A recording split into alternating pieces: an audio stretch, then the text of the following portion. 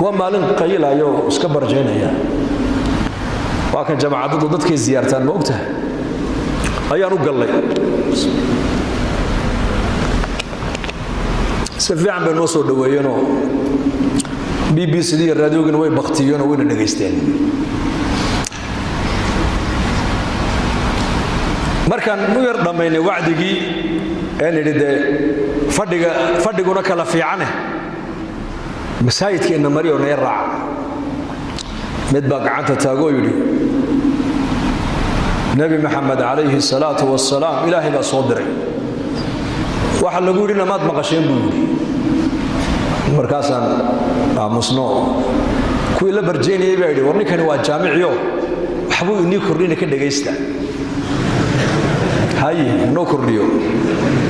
jaadka uu takhsiisan yahay sigaarkana nebiga waxa lagu yidhi maad maqasheen bal noo sheeg fadakir inamaa anta mudakir lasta calayhim bimusaytirin ilaa man tawallaa wakafar hadalkaa ka warrama dadka waani baa nebiga laga yidhi aduu waaniye uunbaa tahay diinta dadka qasabka ka dhigaya ma tihid nebigii baa sidaa lagu yidhiye waad noo sheegteene qasab ha nagaga dhigine iska socda markaasay kulligood yidhaahdeen ninkaas sheekhaygu waa ninkaas shaydaan baa sheekhiina